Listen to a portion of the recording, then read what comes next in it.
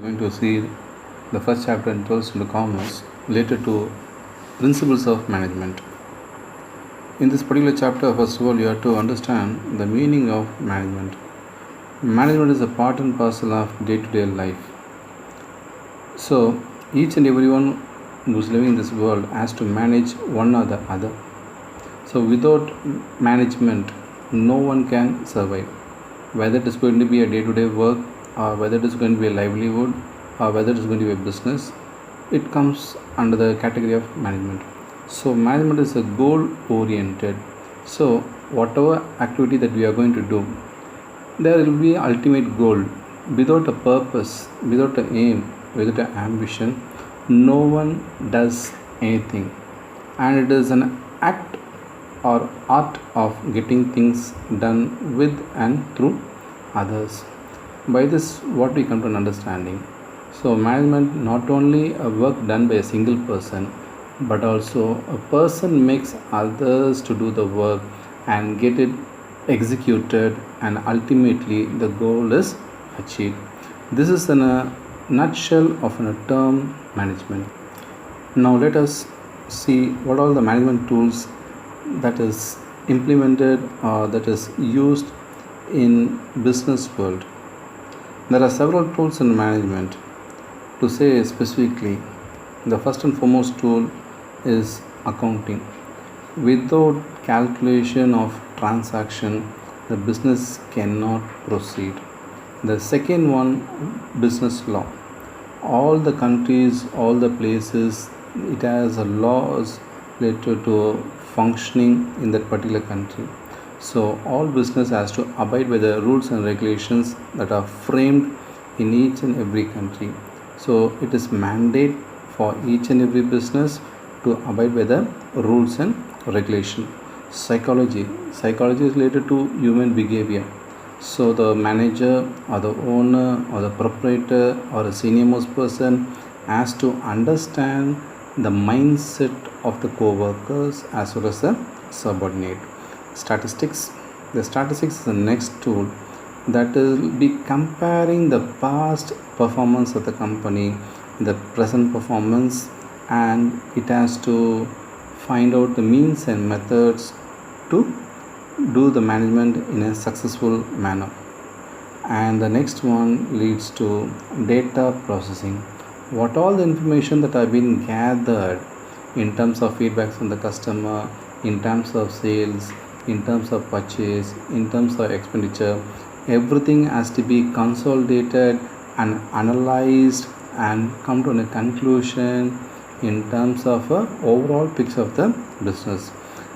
To once again say again about the management tools, the first most comes the accounting, second business law, third psychology, fourth statistics, fifth data processing, and etc.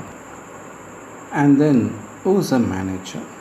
A manager, in terms of layman language, we can say a person in a company who controls every other person who's working below him.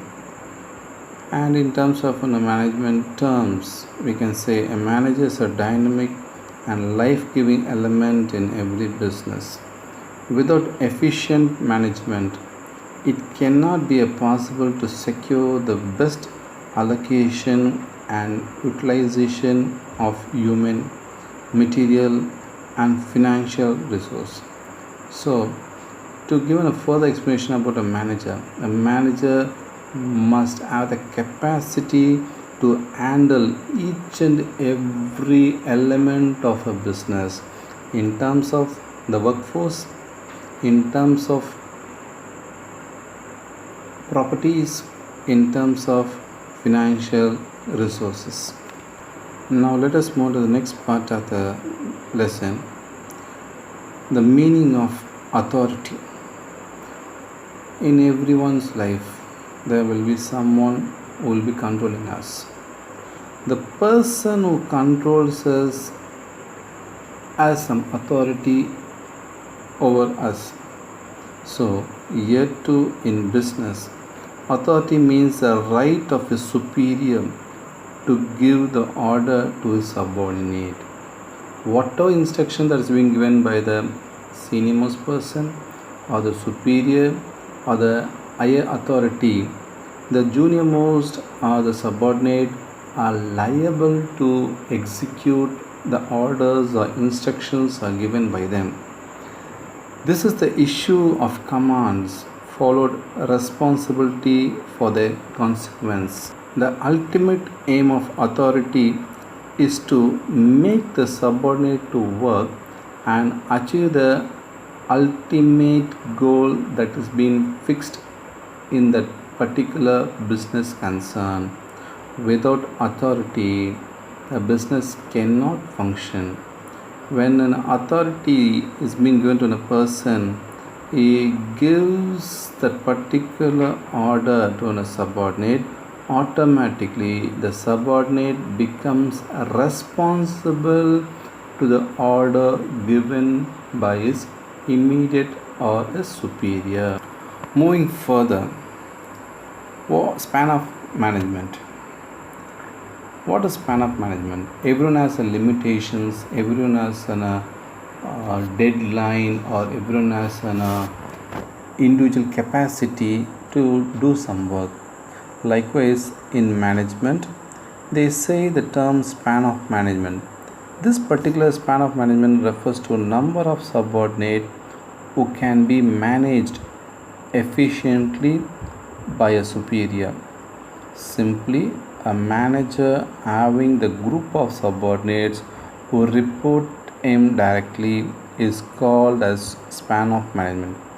To elaborate this particular term, span of management, suppose a person is having a sales force of 200 and only say one salesman has been manager has been allotted. Whether he will be able to control or monitor or direct or give some tips or make some decisions, whether it is possible for a sales manager to handle all the 200 people at one stretch or one day or a period of 2 or 3 days, it is not possible. Depending upon the number of subordinates, only the efficiency of the manager can be extracted.